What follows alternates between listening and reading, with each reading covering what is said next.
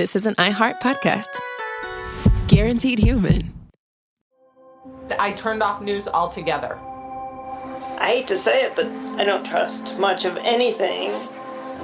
It's the rage bait. It feels like it's trying to divide people. If we got clear facts, maybe we can calm down a little. NBC News brings you clear reporting. Let's meet at the facts. Let's move forward from there. NBC News, reporting for America. Brought to you by the Spam brand. Some foods or TV shows just instantly take you back to your childhood. Spam Classic is one of those foods. It's so 90s, but also so iconic that the sight of it sizzling just makes your mouth water. Back then, we had Spam Classic, but today, there are 12 irresistible varieties to choose from. It's like picking your favorite Boy Meets World episode. Impossible. There's Korean barbecue flavored, jalapeno, and 25% less sodium, just to name a few. Spam brand. Sizzle pork and Learn more and get sizzling at spam.com. In business, there's no room for guesswork. Every shipment matters. Every deadline counts. When you're trying to keep operations running smoothly, the last thing you need is uncertainty. That's why reliability is at the core of USPS Ground Advantage. Each package moves through a secure, nationwide network tracked from dock to door with affordable, upfront pricing and delivery you can depend on. Because knowing your logistics are handled lets you focus on everything else. Visit USPS.com/Ground Advantage to start shipping with confidence. USPS Ground Advantage. Welcome to Stuff You Should Know, a production of iHeartRadio.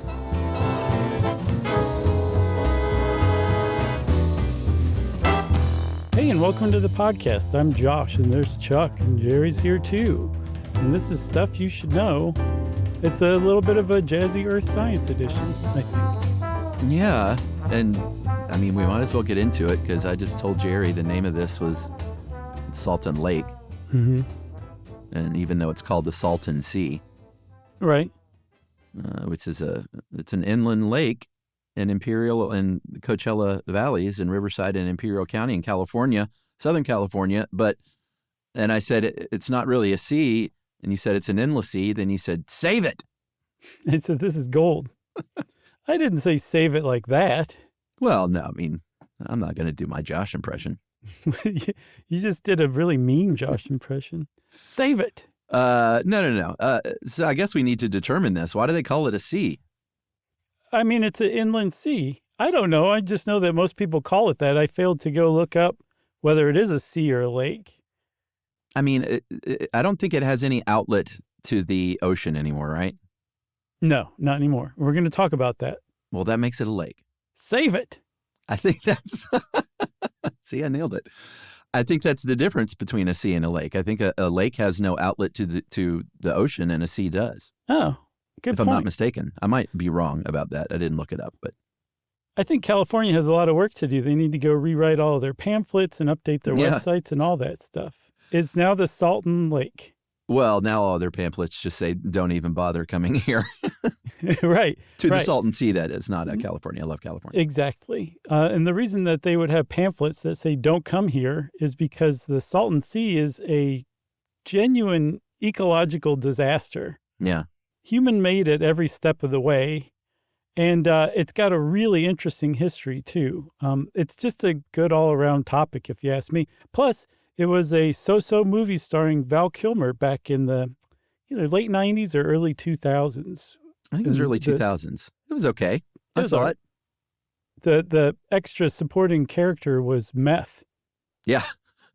It was very methy. I've been here, by the way. I was wondering that. Yeah, on my big out west trip many years ago after college, where I spent several months driving around with my best friend Brett. Mm-hmm. We went through the Salton Sea, and it wasn't great back then. I imagine it sounds like it's even worse now. But when did we talk about this before? Was it desertification? Oh, maybe. Because I know we've talked about it. That doesn't ring a bell. But I mean, so much so that I was convinced we did a whole episode. But it could have been one of our ill-conceived videos that we used to do. That's possible too, because I think I could see us taking the angle that there were ghost towns there. Oh, okay. Maybe it's ghost towns. There's a lot of ghost towns there. As we'll see, the area was once quite developed, and for good reasons, again, as we'll see. people largely abandoned this area. But let's talk about how the Salton Sea even came to be, because that is an interesting story in and of itself. Yeah, it totally is. It's in the Salton Basin, and that's Salton, by the way. Right. And that is a very large trough, just sort of a natural geological trough that led into, at one point, the Gulf of California. Mm-hmm. But there were other seas before this sea, or lakes, if you want to go that route. Yeah, from the oldest I saw is that we have geological evidence of inland seas or lakes, depending on your definition, going back at least 40,000 years, and that it was almost cyclical. There'd be a lake that was there for a few hundred years, and it would dry up or flow out to the Gulf of California, and then it would happen again a couple centuries later. And the thing that made it happen was the Colorado River, which flows to the east along the border of California and Nevada and California and Arizona down into, I guess, the Gulf of California, right? Are you asking me? I think so. So that would make the Colorado River a sea. But it flows into there, and every once in a while, there's a lot of snow melt, there's a lot of rain, and the Colorado River will flood its banks so much that a bunch of it gets diverted into the Salton Basin, forming one of the Salton Seas over time. Yeah, for a while, like you said. It could be there for a while. Eventually, it's out in the middle of the desert, so eventually it's going to evaporate. Right. But as the river flowed in there, it carried a lot of silt with it. And eventually that silt gummed up the outlet so it couldn't get anywhere. So there was a natural dam that was formed. Right. And, it was, like you said, it was a lake for a long time. Sometimes it was a saltwater lake. Sometimes the heat would dry it out and evaporate it, and it would just become a dry bed once again. And it was this kind of weird geological cycle. I'm sure this has happened elsewhere, but this seems particularly noteworthy for this area. It does. It seems kind of unique, Yeah, I think so. There's also one of these lakes or seas. You'll like this one because they call it a lake. Uh-huh. Lake Cahuilla, which formed about 1,300 years ago, as well as geologists can tell. And it stuck around for hundreds of years, possibly up into the 1500s.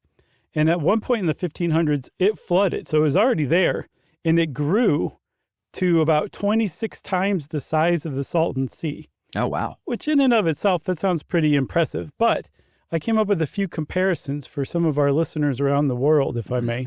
Sure. For our northern listeners, that is larger than the size of Lake Erie. Okay. For our Canadian listeners, it's 4 times larger than the capital city of Ottawa. For our European listeners, that's larger than Belgium. Okay. In the UK, that's bigger than Wales. Mm-hmm. In Australia, that's 2 times the greater Sydney metro area. And for our friends in California, that's 26 times the size of the Salton Sea. Wow. You did your homework. I did. Is there a program that you use, like joshconverts.com? There are, I make like $12 a month on web ads. That's great. No, there's websites that says like they're called like the size of or something like that. So I usually just type in what's the size of 10,000 square miles, which is what that would be. Is the landing page just a banana? Yes. It starts from there? Yeah. Where did that come from, using a banana for scale? Do you know? Oh, I don't know. Who starts any of these things? Okay, I didn't know if it was something that you had kind of brought up or something, because I know the Stuff You Should Know Army is crazy for that. No, it's just an internet thing, Okay. So Ron's doing all of that stuff. Good old Ron. Yeah. He comes up with the best memes. All right, so that was the cycle for thousands of years, depositing that silt. One of the byproducts of that is it made that soil very rich and stuff could really grow on it. If it rained ever, which it doesn't.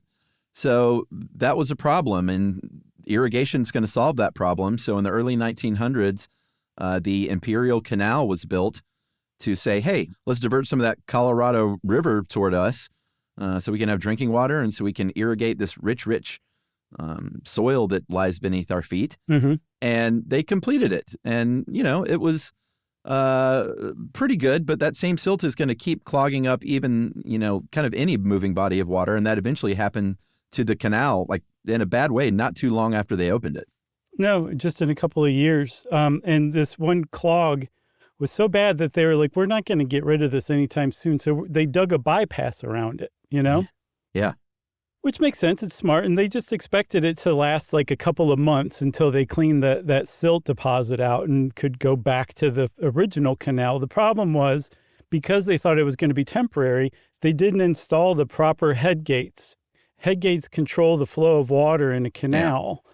So that means that the water in that bypass was literally out of control, which was fine. They dug it well enough that under normal circumstances, the water was flowing normally. But the year after they dug that bypass, it stayed around longer than expected. And the year after, there were some genuinely abnormal circumstances that caused a huge problem for everybody. Yeah, it rained a lot. A big rainy season, and then snow melt in the Rockies can always be a problem if it was extra, and that year it was extra coinciding with those rains. The Colorado River swole up again, and it, did what water does. It goes downriver in a pretty impactful way, and really overwhelmed that temporary channel that they were using to divert around the clogged canal. Yeah. It carved it. It just made it bigger and deeper, and eventually it started overflowing into that Salton Sea and just became one big body of water.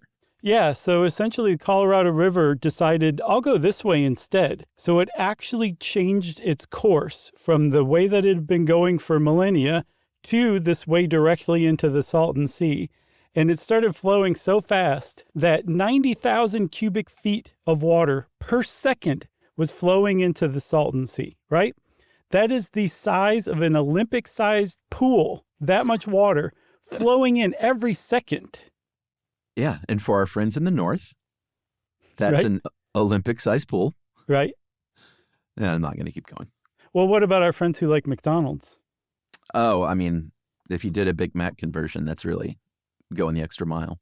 It is exactly 2,295,918 Big Macs all flowing into the Salton Sea per second. So delicious. It does seem delicious, but imagine them all kind of flowing at once and smacking into one another. It'd probably get kind of gross. Yeah, pretty gross. So, that happened for a couple of years, and they tried to redirect the river. It was a pretty expensive proposition. It was a pretty frantic thing. The U.S. government got involved. The Southern Pacific Railroad got involved. They fully sealed it in 1907, but that's 3 years later. And by that point, it's too late. They're like, all right, now we got a 400 square mile inland sea or lake, depending on who's podcasting many years from now. Right. Yeah, the way that they sealed it, the Union Pacific Railroad, because their lines were threatened, they're like, we better do something because these government yokels have no idea what to do. And so apparently it took they built a trestle across the river to install a dam made of 2,057 carloads of rock, 221 carloads of gravel, and 203 carloads of clay, all dumped into one spot to finally fill that breach. That's what it took. That's how big of a breach it was. How many Big Macs? A lot. I didn't do that one. Sorry. It's okay. Should we take a break now, or is that should we? It seems like a good time for a break. Yeah, the Salton Sea is now there. The breach has been sealed, and people are saying, what the heck are we going to do with this? Yeah, we're going to water ski eventually. So we'll come back and talk about that right after this. Learning stuff from Joshua and Charles. Stuff you should know. I turned off news altogether. I hate to say it, but I don't trust much of anything. It's the rage bait. It feels like it's trying to divide people. If we got clear facts, maybe we can calm down a little. NBC News brings you clear reporting. Let's meet at the facts. Let's move forward from there. NBC News, reporting for America. Is it just me, or is it getting really hard to figure out the best way to save for retirement? Well, Fidelity can help you to find clarity, so you can save the best way for you. With a free personalized plan, goal tracking, and timely insights, you'll be set to take on retirement your way. Get started at fidelity.com/future. Expenses charged by your investments and other costs and fees associated with trading or transacting in your account apply. Fidelity Brokerage Services, member NYSE, SIPC. Mom, can I have Lingo Kids? Dad, Lingo Kids, please! When did we become the Lingo Kids house? No idea. Last week it was dinosaurs. This week it's... Lingo Kids! Why Lingo Kids? Because it's the best thing ever. We can play games with astronauts, wild animals, and superheroes. With more than 4,000 interactive games, songs, and shows, Lingo Kids is the #1 entertainment platform for young kids. So, no dinosaurs? And dinosaurs! Lingo Kids! Everything kids love. Download it for free. Lately I've been learning some stuff about insomnia or alumnia. How about the one on borderline disorder? Better yet, birth order. Heard that one before, but it was so nice I learned it twice. Everybody listen up. Oh, it's Charles and Joshua. It's stuff, you should know. All right, so when we last left you, human experimentation and sort of error and rain and snowmelt caused a 400 square mile, almost 35-mile long and 15-mile wide, about 30-foot deep on average lake to form in the middle of the California desert. Yeah. Because it's where it was, eventually, if humankind had not intruded once again, it probably would have eventually just completely evaporate like it had been doing for millennia. Mm-hmm. But like we mentioned, that soil is good stuff. So they started to build, farmland out there and irrigate that land. And what do you do when you irrigate stuff? You got to have runoff. And so they're running this irrigation water off into the lake, mm-hmm. which basically it's like, hey, we're putting at least as much water as you're evaporating, so you're not going anywhere. No, yeah, that's right. So it stabilized the lake indefinitely, just the agricultural runoff. One of the other things the other impacts that this had, because they started doing that in the 1920s, is that agricultural runoff is chock full of salt, which I didn't realize, but this irrigation produces a lot of salt, and that stuff was flowing right into the Salton, and it turned it salty.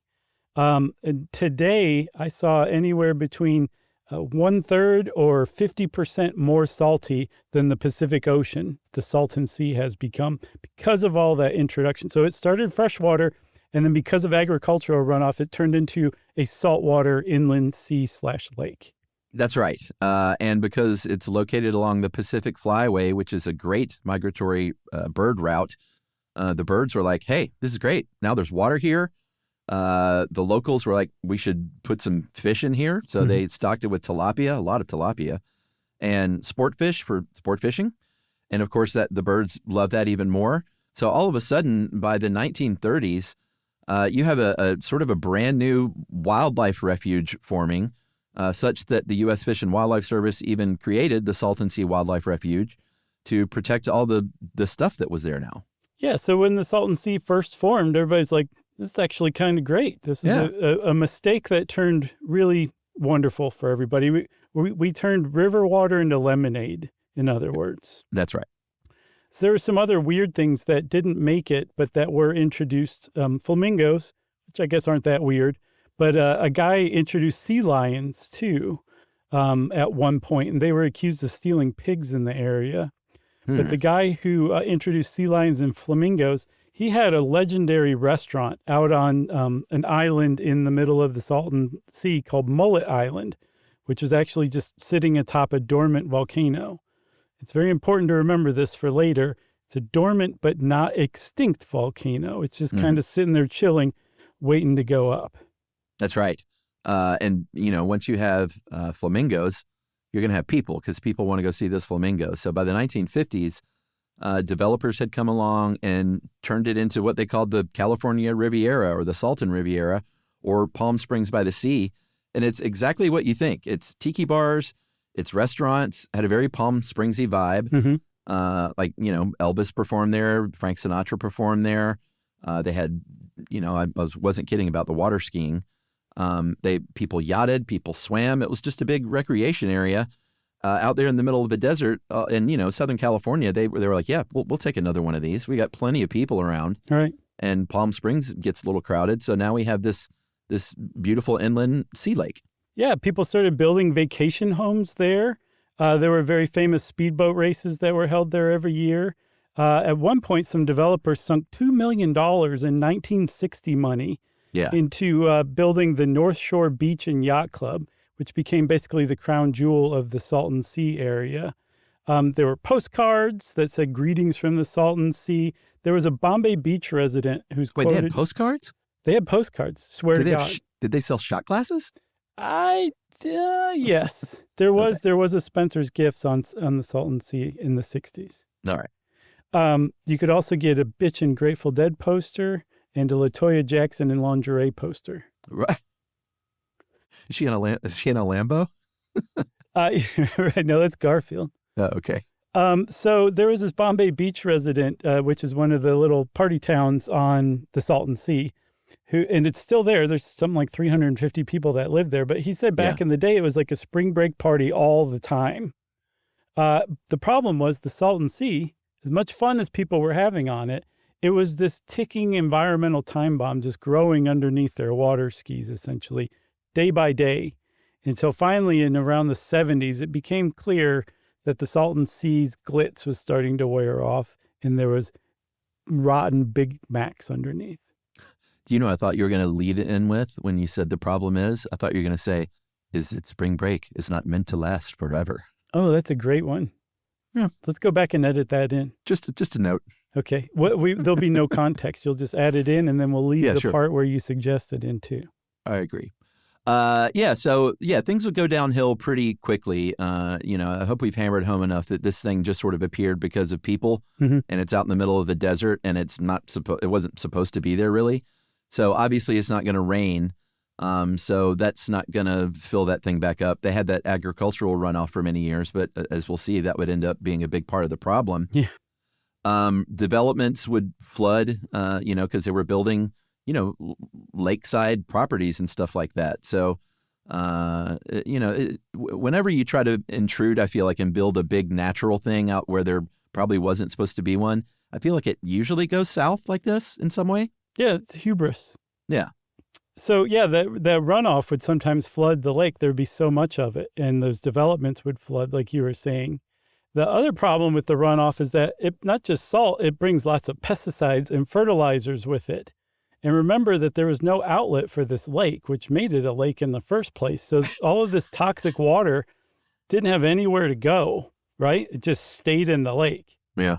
And anytime you have a lot of fertilizers introduced into a body of water, especially a warm one, you get algae blooms. You also get bacteria blooms.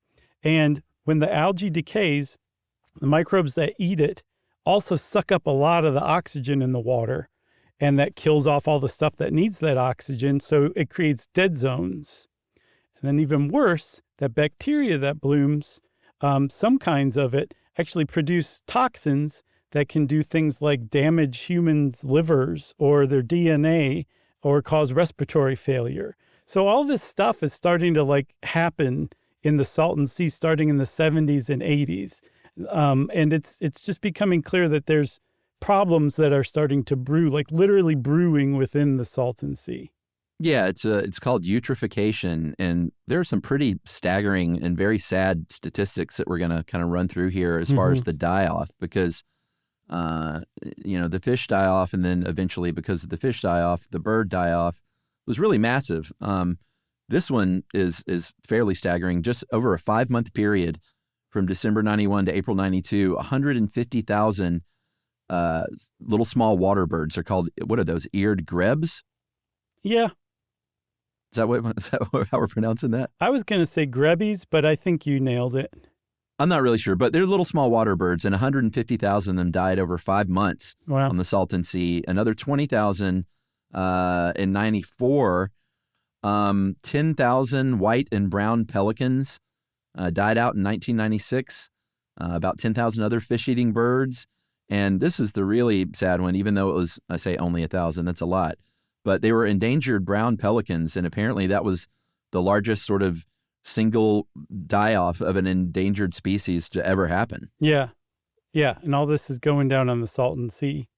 Or the tilapia, man. How about that stat? Yeah, the most eye-popping stat that I've found is that 8 million tilapia died in one single day in August of 1999. How do they figure that, you know? I don't know. They must have counted one in like a square foot and then multiplied it by Big Macs or something. Yeah, well, in this case, fish tacos, maybe. Gross. That was probably insensitive. What, fish tacos? Oh, well, yeah. I mean, all the tilapia is good do. for, I don't eat tilapia much, but it's pretty good for a fish taco. Aren't they the rats of the sea? Yeah, I think so. I used to eat it more. I'll eat tilapia. I'm not that fancy. Oh yeah? Yeah. I'll eat tilapia right in front of you. Well, I'll be dining on my Chilean sea bass. Nice. Or what was that called? It was something toothfish, right? Didn't they rename it for Patagonian marketing? toothfish. I forgot about Patagonian. That's the real name for sea bass. That's right. Suckers. So, yes, again, I think it's worth restating. 8 million tilapia died in a single day in 1999. The previous record before that had been set the summer prior, and that was 500,000 that died on a single day. So clearly things are getting worse by the year at the Salton Sea by the time the 90s roll around. Yeah, and so, I mean, they were running incinerators around the clock around town because, you know, the smell of fish carcass was everywhere. Mm-hmm. And you had all these, very sadly, all these animal bodies all over the place. I guess you could call them carcasses, but I'm going to say bodies.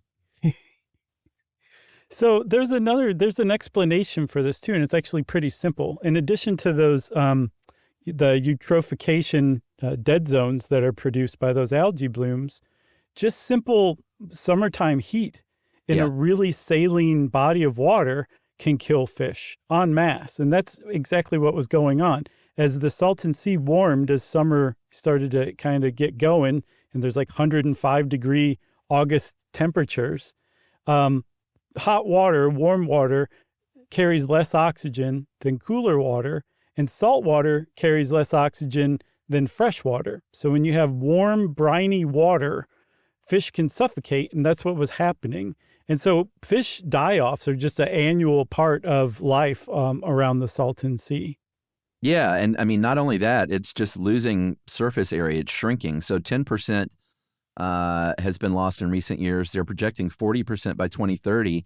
And when that's happening in a really salty area and all those pesticides and metals and everything that have been, you know, deposited over the years due to the agriculture all around, it just makes it more concentrated. And it's just, you know, it's a bad scene. It's getting just saltier over the years. It's getting more, you know, chock full of more densely packed pesticides and things. And they're saying that the salinity is probably going to increase another maybe 3 times in the next 10 years, basically kind of taking care of anything else that might still be living there. Right. And just from the fact that it's shrinking too, I saw that there's houses that were built along the shoreline back in the heyday that are now like a football field away from the shoreline now. That's how much it shrunk. And they expect it's going to shrink another 40% by 2030. So things are getting dire here, right? And you can kind of imagine that as things started to go downhill, tourism dropped off. And that happened exactly as you'd think. That North Shore Beach and Yacht Club, that was the crown jewel, it closed down in 1984 because there was a flood from agricultural runoff. And then I saw a really cool, eerie picture, Chuck. There's a drive-in movie theater, again, from back in the day. It's in Bombay Beach. And for some reason, the cars are all parked like they're there to see the movie, but they're all junked and abandoned, mostly missing wheels. And they're just, they just got put there like that. And it looks like everybody just kind of left the Salton Sea mid-movie. It's really cool to see. I would strongly suggest looking up that picture. I don't remember where I saw it. Well, I'll do you even better. There's a video on YouTube because that's a very, I mean, people aren't tourism-wise, they're not flocking there, but people like me and people that are the same kind of people who go to like abandoned roller coaster parks, amusement parks, will still go to the Salton Sea to kind of check things out. Right. And one of these videos, it's from the Gnarly Speed Shop. And I think if you just look up abandoned cars that drive in on YouTube, Gnarly Speed Shop, they do a cool video sort of walkthrough of the drive-in and the surrounding area. There's this like every picture you see of this, there's a very kind of striking old orange Maverick car sitting in the front of frame because I guess it's, kind of closest to the road. Right.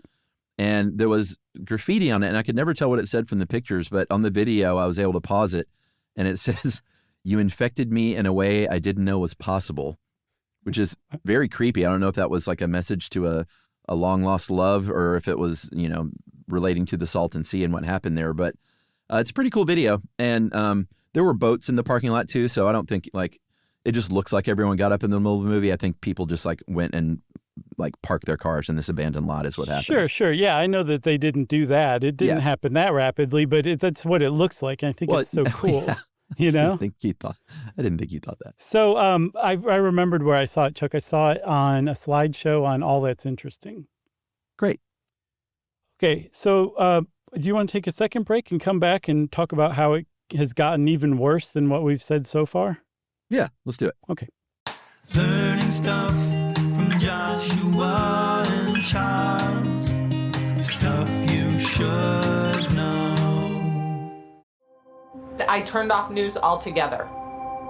I hate to say it, but I don't trust much of anything. It's the rage bait. It feels like it's trying to divide people. If we got clear facts, maybe we can calm down a little. NBC News brings you clear reporting.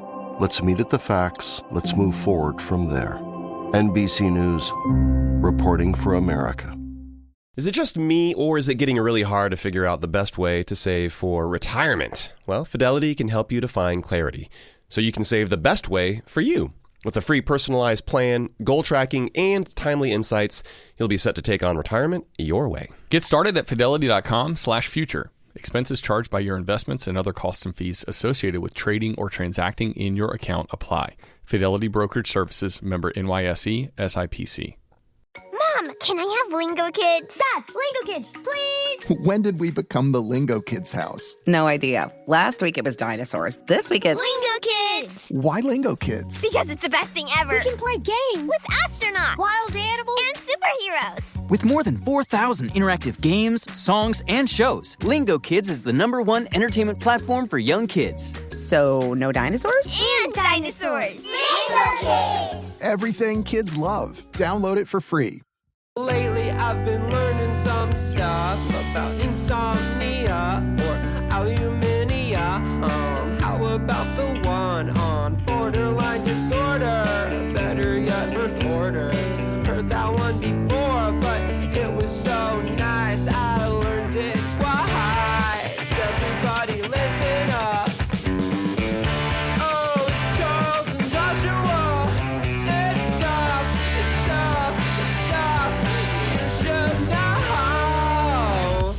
Okay, Chuck. So the Salton Sea has really gone downhill. There's no denying it. People have decamped from there, not just vacationers, but people who lived there too, just moved away because it's gotten so gross. We didn't mention it, but one of the things that happened, I don't remember what year it was, there was a sulfur dioxide cloud that wafted basically all across Southern California, all the way to Los Angeles. And it stunk like rotten eggs, and they traced it back to the Salton Sea. It was all of the decomposition of all the muck, all the dead fish, all the everything. Mm-hmm. It was so bad that you could smell it all over Southern California. So this is the state that the Salton Sea's in. People are like, we need to do something about this. And for years and years, starting in the late 90s, early 2000s, the idea was, let's just restore it to its former glory. Yeah. And that idea became a non-starter essentially for the next couple decades, because that's just a bad idea. You can't do it now. It's too late. But it took a while for the California government to figure that out.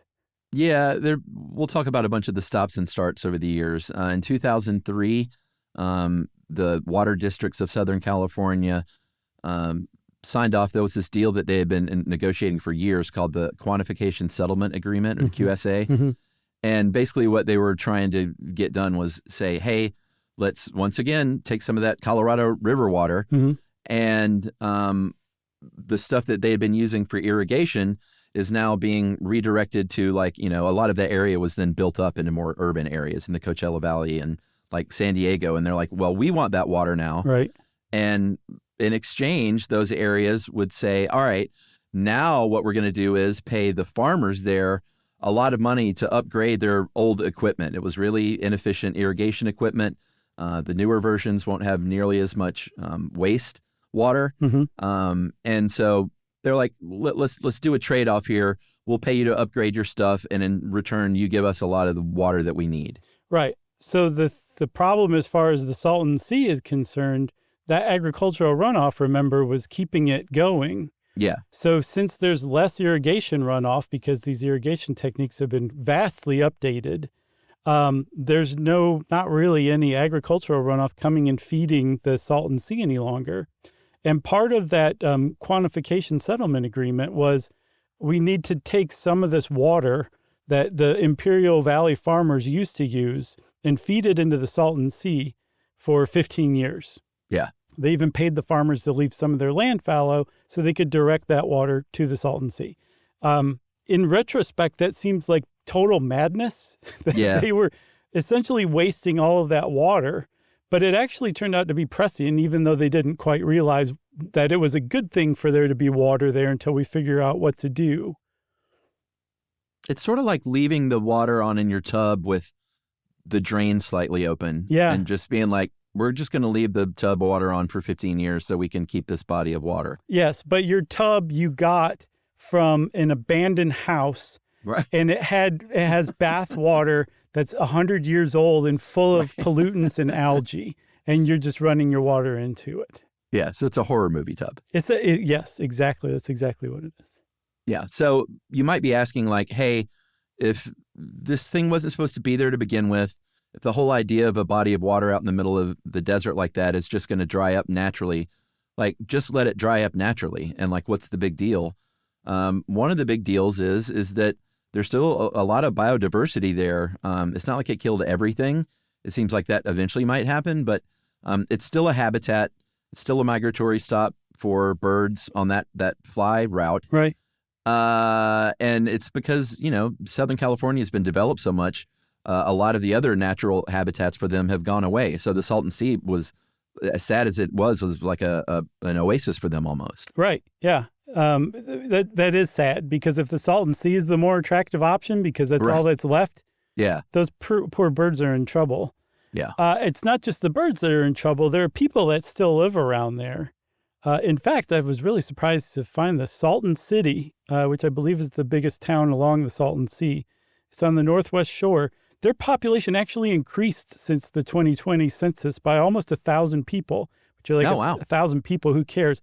Well, they were less than 6,000 in population at the time of the 2020 census. So people are moving there because the housing is so affordable. It's insane. Yeah. So there's people there. There's in the whole region, there's something like 650,000 people.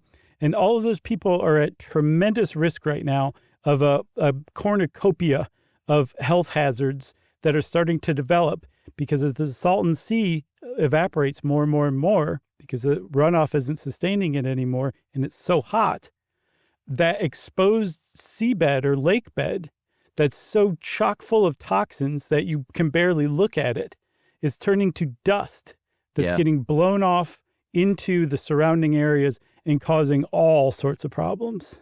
Yeah. Asthma, they've already found an uptick in asthma. There's a doctor named Jill Johnson, a PhD, who's an assistant professor of preventative medicine at Southern Cal. And she's working on a research project called the Salton Sea and Children's Health, Assessing Imperial Valley Respiratory Health and the Environment, along with partner Shorey Farzan, another PhD. And they're basically following elementary school children in that area and are seeing how their health is advancing. And right now, pretty bad asthma rates and They haven't proved causation yet, but it seems like it's probably headed that way. Yeah, apparently they just, like this month, published an article on their findings from this in the American Journal of Respiratory and Critical Care Medicine, you know, that rag. Yeah. And it basically is like, this is causing asthma at the very least in little kids. And there's all sorts of other stuff to worry about too, because there's metals, pesticides, DDT's been found in there. There's just so much crud in there that now that it's drying up is turning into dust and getting carried as particulate matter that you don't want to breathe that stuff in. And yet it's just blowing around because, again, now that's turned into desert, but it's toxic desert. Yeah. And that's just like health issues. There's also like a financial impact. There was a study about 11 years ago or so from the Pacific Institute. They're a think tank in Oakland that deals with water policy. And they said the financial toll could be as much as $70 billion over the next 30 years. Right. Like property values, like you said, going south, public health, which we've mentioned, the continued loss of recreational revenue and natural habitat. So, you know, there's a big financial burden. So, you know, obviously because of that, California over the past 25 years has had various stops and starts with funding for different projects that'll get approved and then the money just gets diverted or never shows up. Yeah. And especially before that 2014 study from the Pacific Institute, people are like, this $8 billion seems like a little much to restore the Salton Sea. One of the reasons why is because the area that the Salton Sea is in, the people who live around it are fairly low income. It's a very rural area, and a lot of the people who are affected live in Mexico. So back in Sacramento, the capital of California, which is pretty far away from the Salton Sea, the political will just hasn't been there. And one of the things you could do if you were a senator, a congressperson, a governor, you could fully go after a bunch of funds to save the Salton Sea and remediate the area and get it back to its former glory.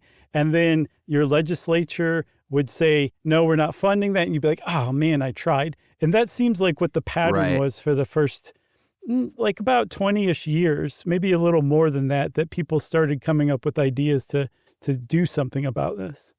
Yeah, Gray Davis, when he was governor in 2003, signed the Salton Sea Restoration Act and the Salton Sea Restoration Fund, but that didn't receive funding. So a fund without funding is not a fund. No. Just like a sea without an outlet is a lake. Right? Yes, absolutely. All right. In 2007, the Corps of Engineers, the Army Corps of Engineers, got authorization to spend up to $30 million on projects.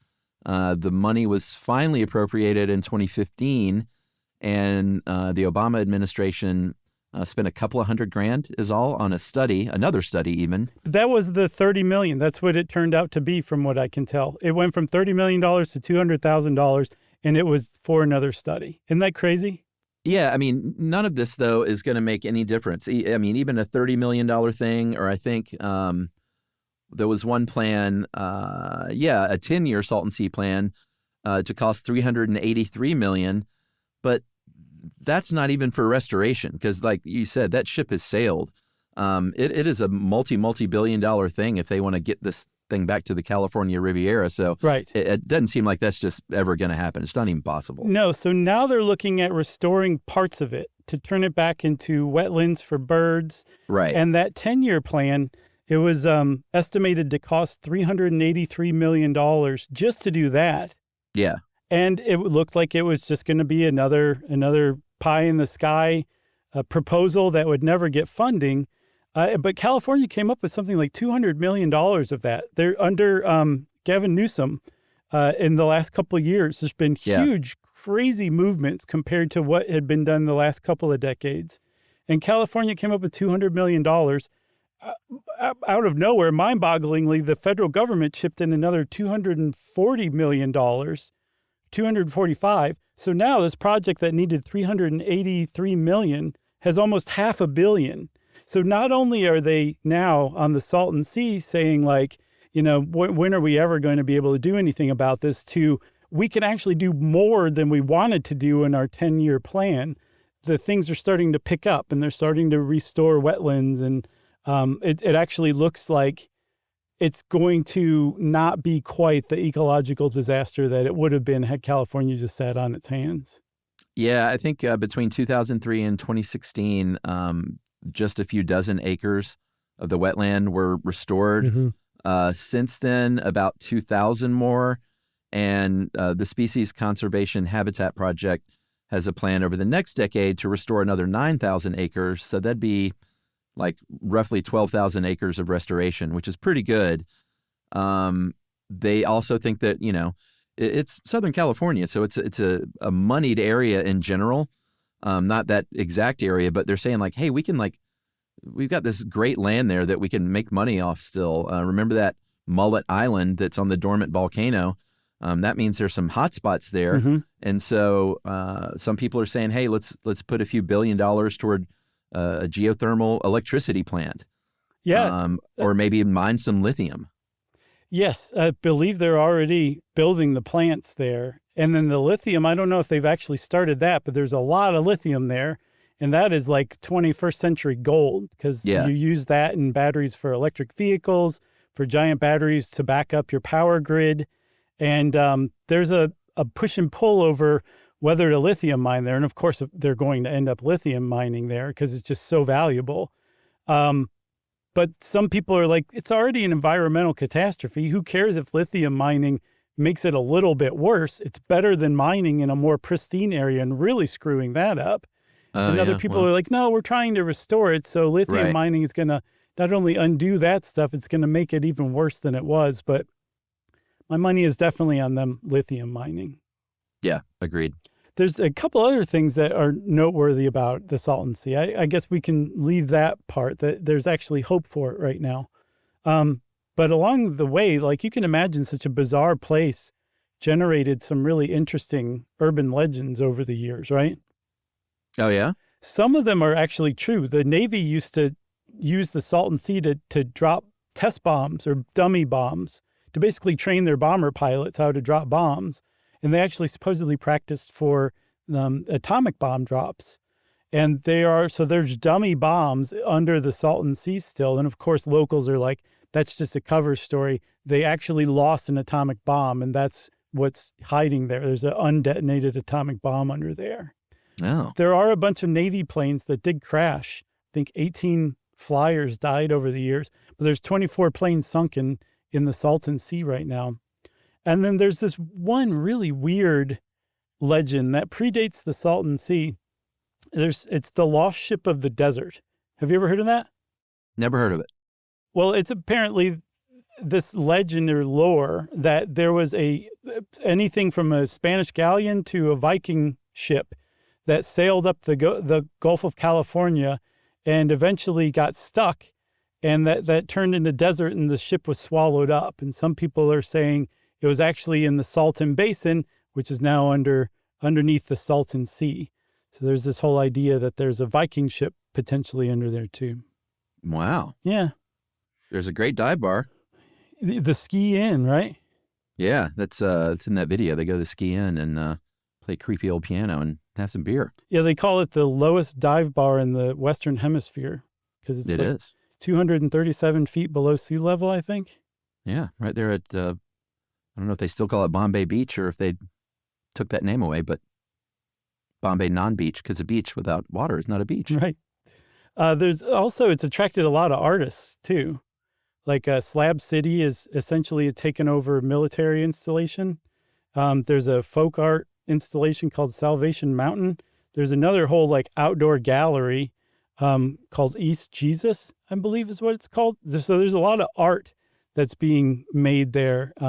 That's kind of turning it into a really neat, weird, decrepit art place. Cool. Yeah. You got anything else? I got nothing else. Okay. Well, that's it for the Salton Sea, everybody. We'll have to keep an eye on it and see what happens. And in the meantime, I think it's time for listener mail. Well, speaking of art, before I read listener mail, I want to give a plug to dear old Ben, our comrade here at Stuff You Should Know, our colleague. He is a producer along with Jerry And Ben is a musician, Ben Hackett, and he put out a great piece of art. He put out a record called Songs for Sleeping Dogs not too long ago. And Ben's awesome. Songs for Sleeping Dogs is great. It's this very vibey instrumental. I think you'd dig it, actually. And so, yeah, go check it out. Yeah. Wherever you get music, basically. Yes, Ben is probably our most beloved Stuff You Should Know member because he's just so cool and chill and nice. Whoa. Yeah. You say that in front of Jerry? Mm-hmm. Okay. All right. Listener mail time. We've got a couple over the next couple of episodes on MTV and VH1 because we got great response. And it was also another one of those weird things where we did an episode and then something in real life happened. And we had no idea that when we did our MTV episode that like the next week MTV would fold, basically. Yeah. It's music channels. It was just one of those strange Stuff You Should Know things that happen sometimes. I didn't quite understand. So, like, it was just its music channels. I didn't know that it had any music channels left. Yeah, I think we talked about that there was still some music happening. Well, Jerry just buzzed in and said it's just in Europe, so I don't know what to believe now. Well, they definitely did something, and it was right after our episode for sure. Yeah. All right, so this is about MTV. Hey guys, hoping that you would touch on this, especially toward the end when Josh is talking about the social impacts of MTV. But I'm talking about the MTV cut. Before MTV, the average shot in a film or television show lasted an average of 8 seconds, and the MTV cut whittled that down to 2 seconds. Wow. In college, circa 2000, it was called the MTV cut. Now, the MTV cut is the norm. You'd be hard-pressed to find a show that stays on one shot for 8 seconds consistently anymore. I wonder if people changed or if the MTV cut changed people and the way we watch. I'll bet that's one of those things where if you saw it now, you'd be like, wow, this is really weird, and not quite put your finger on why, but it'd just be almost unsettling to see an 8-second cut. Maybe. I mean, I remember people talking about like quick cut because of music videos. Like it was a thing. That is from Chris Singleton, who is an ops manager for Independence Rock Media. Very nice. So Chris knows what they're talking about. I think so. Well, thanks a lot, Chris. That was very interesting, and we want to hear from you too. If you've got anything interesting to say, you can email. From you too? Yeah. You can. Yes, we want to hear from Bono and The Edge and the other guys. Oh, boy. What? Adam and Larry, come on. There you go. Thank you. I could have come up with those given a couple of months for sure. Sure. If you want to be like the band U2, you can email us at stuffpodcast@iheartradio.com. Stuff You Should Know is a production of iHeartRadio. For more podcasts from iHeartRadio, visit the iHeartRadio app, Apple Podcasts, or wherever you listen to your favorite shows.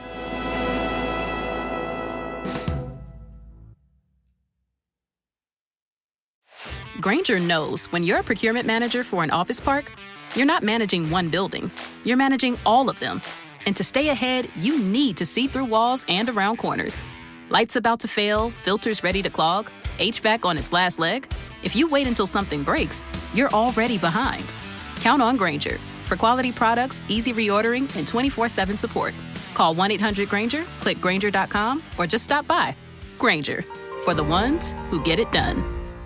T-Mobile has the best plan on the best network. Just ask Kevin Bacon. Today, business happens virtually everywhere. That's why you need Supermobile from T-Mobile. The best plan on the best network, letting you run your business from your phone like never before. In moments of high demand, T-Mobile's network adapts to put your business connection first. Discover more at supermobile.com.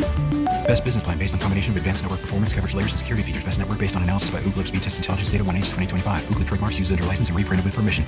When Kohler, global design leader in luxurious kitchen and bath products, asked me to be their ambassador for timeless, elegant, durable cast iron, I said, I'm in. Soon after, I was in their Kohler, Wisconsin foundry, watching molten iron poured, enamel applied by hand, and the beautiful finished pieces ready to ship. Since 1883, Kohler cast iron has been crafted by incredible artisans, and seeing it firsthand gave me a whole new appreciation for their craftsmanship. Now, I'm proud to lend my stamp of approval to my favorite Kohler cast iron products for their durability, beauty, and enduring style. Shop my curated picks at Kohler.com. As the Kohler Cast Iron Ambassador, I say, long live cast iron. This is an iHeart podcast. Guaranteed Human.